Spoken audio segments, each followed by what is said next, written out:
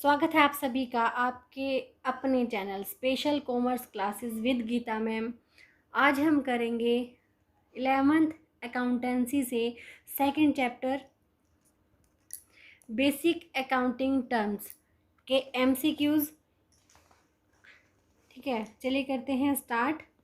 अगर आप competitive exams की तैयारी कर रहे हैं तो आप सेकंड चैनल पे भी विजिट कर सकते हैं। सेकंड चैनल का नेम है गीतास कॉर्नर एस्टेट कॉमर्स, जहाँ पर डिफरेंट एस्टेट DSSS के पेपर करवाए गए हैं और अभी वहाँ चला हुआ है UGC नेट 2019 का पेपर।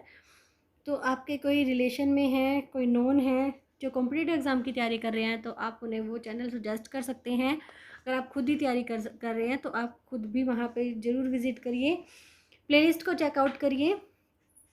और पीछे हमने लेसन फर्स्ट की MCQs करे हैं, वो भी आप देख सकते हैं। इससे पहले ट्वेल्थ कॉमर्स के जो हैं वो कई सारे चैप्टर के MCQ कराए हैं, तो आप पीछे वाली वीडियो पे भी विजिट कर सकते हैं और अपनी अच्छी तैयारी कर सकते हैं। आज का फर्स्ट क्वेश्चन है हमारा, the term fixed asset include. देखिए फिक्स्ड एसेट में क्या आता है, क्लोजिंग स्टॉक, डेटर और BR तीनों करंट एसेट में आते हैं। फर्नीचर बचेगा जो फिक्स्ड एसेट में आता है। सेकंड क्वेश्चन है, और हाँ, अगर चैनल पे नए हैं तो चैनल को सब्सक्राइब जरूर करें, साथ में लगे बेल आइकन को प्रेस करें ताकि हर आने वाली वीडियो की नोटिफिकेशन आपको टाइम पे मिल जाए और आप अच्छे से अपनी तैयारी कर पाएँ।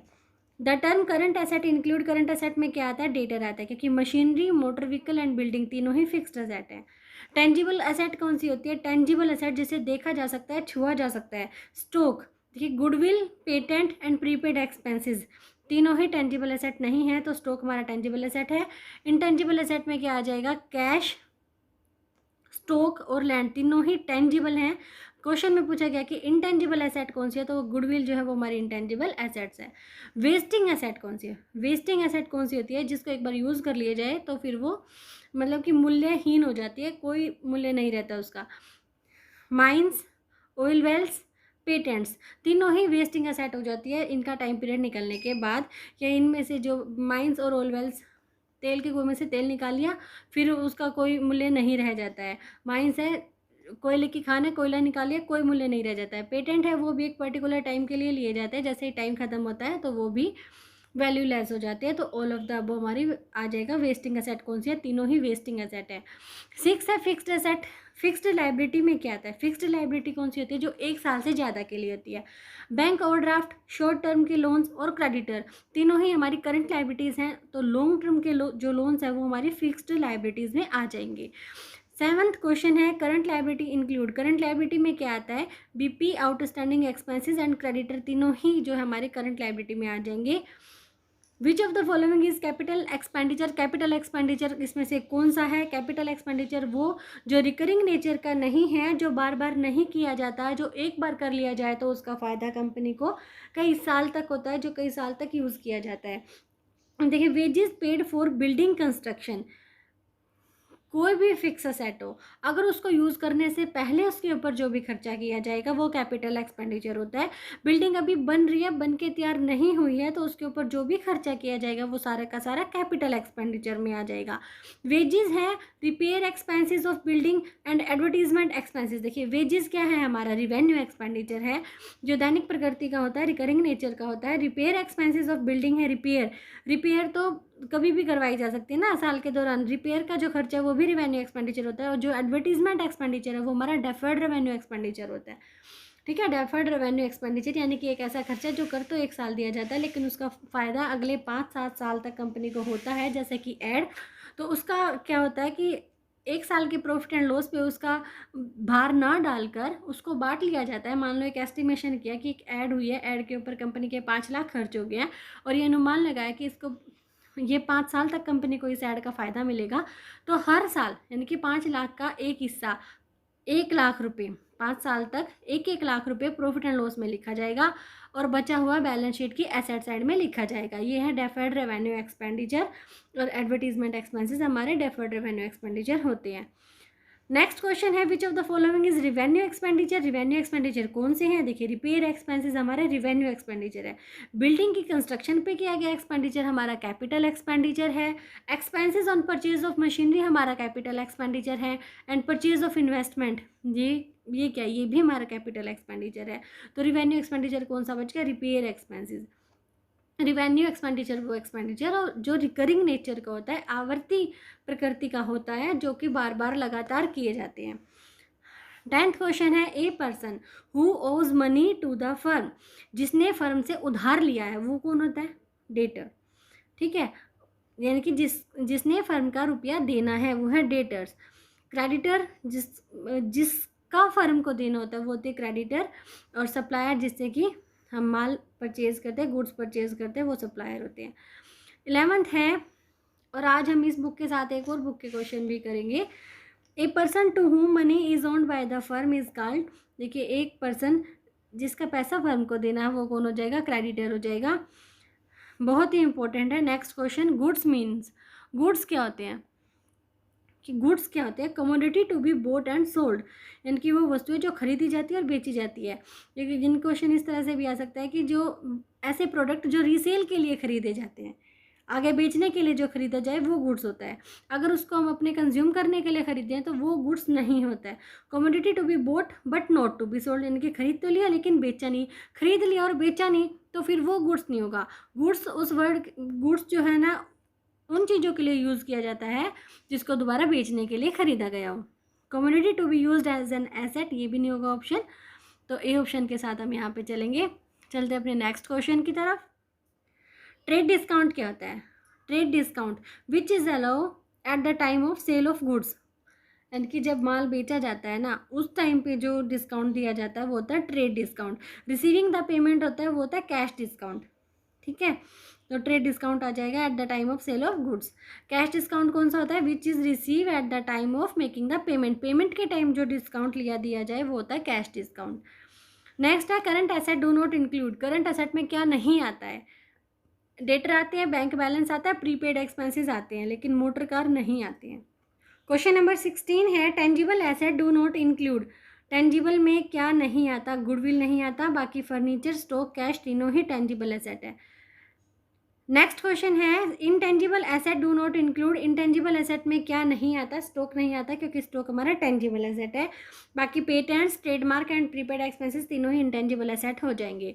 वेस्टिंग एसेट में क्या नहीं आता? देखिए वेस्टिंग अभी हमने करा था, वेस्टिंग यानी कि जो एक पर्टिकुलर टाइम के बाद या फिर जिसको अगर यूज़ कर लिया जाए तो वो क्या हो जाती है? मूल्यहीन हो जाती है, वैल्यूलेस हो जाती है। माइंस है, खान, कोयले की खान में से कोयला निकाल लिया तो वो क्या होगी? वैल्यूलेस होगी।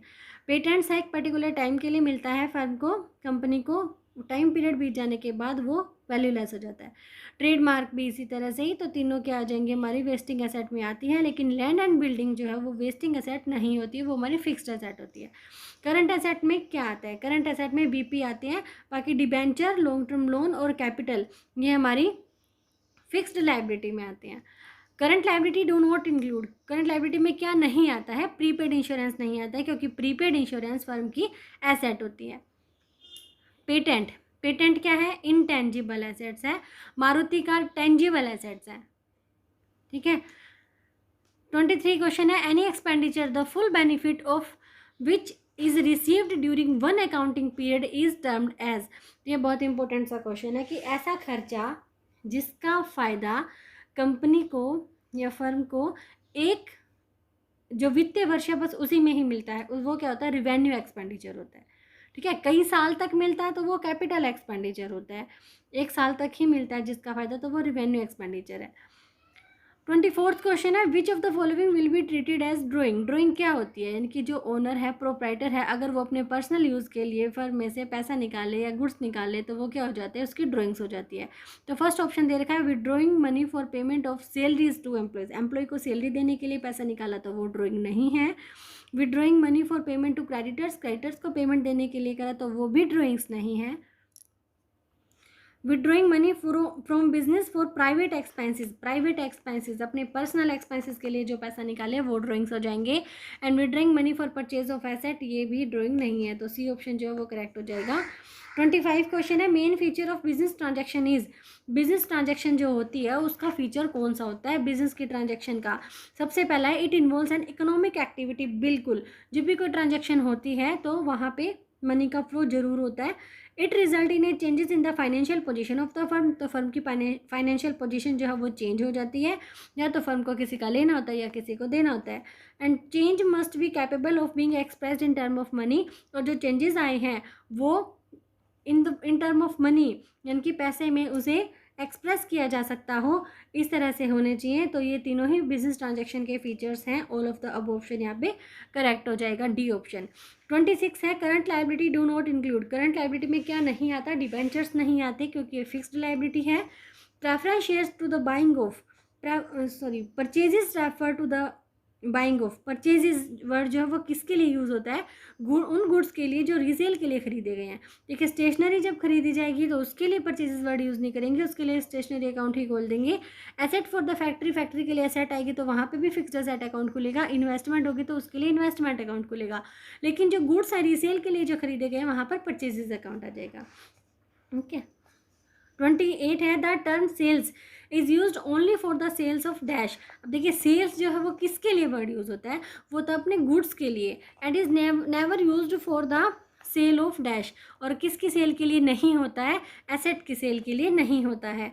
तो अगर दोनों ही ऑप्शन हम रख के देखें तो यहाँ पे फोर्थ ऑप्शन डी ऑप्शन जो है बिल्कुल करेक्ट आ रहा है कि the term sales is used only for the sale of goods.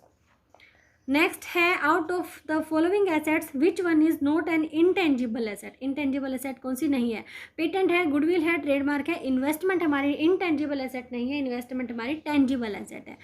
Next है at the end of financial year during which sale of goods was worth ₹5 lakh. देखिए सेल हुई है 5 लाख रुपए की, क्लोजिंग स्टॉक दिखा रहे हैं 40,000 रुपये का। तो ये क्या है, एक इवेंट है, एक ट्रांजैक्शन है, या इवेंट और ट्रांजैक्शन दोनों है, या none of A and B.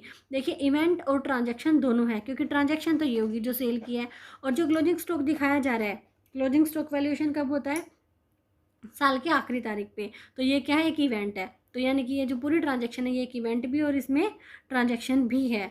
Which of the following is the capital expenditure, capital expenditure कौन सा एक्सपेंडिचर है, wages paid for the construction of building. एक बिल्डिंग को बनाने में जो वेजेस पेमेंट हो रही है वो कैपिटल एक्सपेंडिचर है। Wages paid for repair of building, wages paid for white washing of building, wages paid for cleaning of building. ये तीनों ही क्या है, ये हमारे रिकरिंग नेचर के हैं और ये रिवेन्यू एक्सपेंडिचर हैं। लेकिन कैपिटल एक्सपेंडिचर में क्या आ जाएगा, बिल्डिंग को बना रहे, अभी भवन का निर्माण हो रहा है, वहाँ पे जो वेजेस पेमेंट की जा रही है वो हमारे कैपिटल नेचर की है। नेक्स्ट है consider the following items, prepaid salary, accrued interest, bank overdraft और लोन शॉर्ट टर्म के। इसमें से करंट लाइबिलिटी कौन सी है वो यहाँ पे देखनी है। देखिए प्रीपेड सैलरी है हमारी करंट एसेट है, एक्रूड इंटरेस्ट भी करंट एसेट है, शॉर्ट टर्म के लोन और बैंक का ओवरड्राफ्ट ये दोनों ही क्या हो जाएंगी, करंट लाइबिलिटीज हो जाएंगी। देखिए फिक्स्ड एसेट कौन सी है, कैश, डेटर, स्टॉक तीनों ही क्या है, करंट एसेट है। फर्नीचर हमारी फिक्स्ड एसेट है। नेक्स्ट क्वेश्चन है चालू संपत्ति यानी करंट एसेट कौन सी है, करंट एसेट है बैंक। फर्नीचर, मशीनरी और बिल्डिंग तीनों फिक्स्ड एसेट है। करंट एसेट में क्या शामिल नहीं होता है, देखिए डेटर, स्टॉक और बीआर तीनों ही करंट एसेट में आते हैं, लेकिन फर्नीचर है जो शामिल नहीं होता है। नेक्स्ट फिर से वही क्वेश्चन रिपीटेड है कि क्रय से अभिप्राय यानी कि परचेजेस वर्ड जो है वो किसके लिए यूज़ होता है, क्या इन्वेस्टमेंट के लिए यूज़ होता है, या एसेट के लिए, या मशीनरी के लिए, या उन प्रोडक्ट के लिए जो रीसेल के लिए खरीदे जाते हैं। बिल्कुल परचेजेस वर्ड उनके लिए यूज़ होता है जो रीसेल के लिए खरीदे जाते हैं। एक व्यक्ति जिसने फर्म को राशि देनी है, जिसने फर्म को देनी है वो कौन होता है, डेटर। जिसने फर्म से लेनी है वो है क्रेडिटर। अब देखिए एक लाइबिलिटी क्यों अराइज होती है, एक बिजनेस के अंदर एक लाइबिलिटी क्यों उत्पन्न होती है, क्योंकि वहाँ पे क्रेडिट ट्रांजैक्शन जो है वो होती है। कैश एंड क्रेडिट से लाइबिलिटी नहीं आती है, कैश में पेमेंट हो जाएगी तो लाइबिलिटी साइड कुछ जाएगा ही नहीं। अब अकाउंटिंग इक्वेशन के जो चैप्टर होंगे उसमें क्या लाइबिलिटी कब आती है, जब हम उधार में कुछ खरीदे तभी तो क्रेडिटर बढ़ेंगे ना, लाइबिलिटी बढ़ेगी। अगर कैश में कुछ खरीदा तो कैश माइनस हो जाएगा और स्टॉक बढ़ जाएगा, यानी कि लाइबिलिटी तक तो बात ही नहीं जाएगी, एसेट साइड में प्लस माइनस हो जाएगा। तो ये लाइबिलिटी कब आएगी, जब हम क्रेडिट की कोई ट्रांजेक्शन करेंगे। नेक्स्ट है लाइव स्टॉक कौन सा है, लाइव स्टॉक हमारा हॉर्सेज। ओपनिंग स्टॉक, गुड्स और फर्नीचर ये तीनों लाइव स्टॉक नहीं आते हैं। कैपिटल एक्सपेंडिचर कौन सा है, वेजेस, रेंट और पोस्टेज ये तीनों क्या हो जाएंगे, ये तीनों रिवेन्यू एक्सपेंडिचर है। बिल्डिंग के ऊपर जो खर्च किया जाएगा वो हमारा कैपिटल एक्सपेंडिचर है। बैंक ओवरड्राफ्ट क्या होता है, करंट लाइबिलिटी। ओवरड्राफ्ट क्या होता है, बैंक ओवरड्राफ्ट जितने बैंक में जमा है जब उससे ज़्यादा बैंक से निकाल लिया जाए तो बैंक ओवरड्राफ्ट होता है। हर कोई नहीं निकाल सकता, जिसकी मार्केट के अंदर रेपुटेशन अच्छी है, जिस कंपनी की मार्केट के अंदर रेपुटेशन अच्छी है, तो कंपनी जो बैंक जो है बस उन्हीं कंपनियों को बैंक ओवरड्राफ्ट की फैसिलिटी देता है। तो बैंक ओवरड्राफ्ट क्या करंट लायबिलिटी है। फिक्स्ड लायबिलिटी में क्या शामिल होता है, देखिए जो क्रेडिटर हैं, जो बैंक ओवरड्राफ्ट है और जो शॉर्ट टर्म के लोन है, ये तीनों करंट लायबिलिटी है। बैंक लोन है वो हमारा क्या हो जाएगा, फिक्स्ड लायबिलिटी हो जाएगा। करंट लायबिलिटी कौन सी है, सभी हैं, क्रेडिटर, बैंक ओवरड्राफ्ट और आउटस्टैंडिंग एक्सपेंसेस, तीनों ही हमारी करंट लायबिलिटी है। गुड्स क्या होता है, देखिए तीसरी बार क्वेश्चन आया है कि क्रय और विक्रय की जाने वाली वस्तु, यानी कि जिसको खरीदा जाए बेचा जाए। लंबे समय के लिए लाई गई वस्तु, यानी कि जो एक लंबे टाइम के लिए खरीद लिया बेची नहीं है तो वो गुड्स नहीं है। खरीद तो लिया लेकिन बेची नहीं है तो वो भी गुड्स नहीं है। तो गुड्स कौन सा हो जाएगा, क्रय और विक्रय की जाने वाली वस्तु, खरीदा भी जाए जिसको बेचा भी जाए। टेंजिबल एसेट कौन सी है, हमारा स्टॉक टेंजिबल एसेट है, क्योंकि ट्रेडमार्क, पेटेंट, गुडविल तीनों ही इंटेंजिबल हैं। इंटेंजिबल एसेट कौन सी है, इंटेंजिबल है गुडविल, क्योंकि लैंड, फर्नीचर, प्लांट, मशीनरी तीनों ही टेंजिबल है। इंटेंजिबल में शामिल नहीं होता, इंटेंजिबल में क्या नहीं आता, स्टॉक नहीं आता। गुडविल, पेटेंट, ट्रेडमार्क तीनों आते हैं। ट्रेड डिस्काउंट कब दिया जाता है, जिससे वस्तुओं के विक्रय के समय दिया जाता है, यानी कि सेल ऑफ प्रोडक्ट के टाइम जो दिया जाएगा, सेल ऑफ गुड्स के टाइम जो दिया जाएगा वो हमारा ट्रेड डिस्काउंट होता है। 18 है ऐसा खर्चा, ऐसा व्यय जिसका संपूर्ण लाभ उसी लेखांकन अवधि में उपभोग कर लिया जाता है, यानी कि जो एक साल का जो फाइनेंशियल ईयर है ना, उसी में जिसका फ़ायदा मिलता है, तो वो कौन सा होता है, वो होता है हमारा रिवेन्यू एक्सपेंडिचर। एक साल से ज़्यादा के लिए जो होता है वो होता है कैपिटल एक्सपेंडिचर।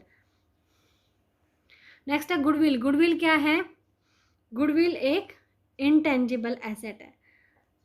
और प्रीपेड एक्सपेंसेस क्या है, वो हमारे करंट एसेट है। तो आज के थे ये बेसिक अकाउंटिंग टर्म के क्वेश्चन।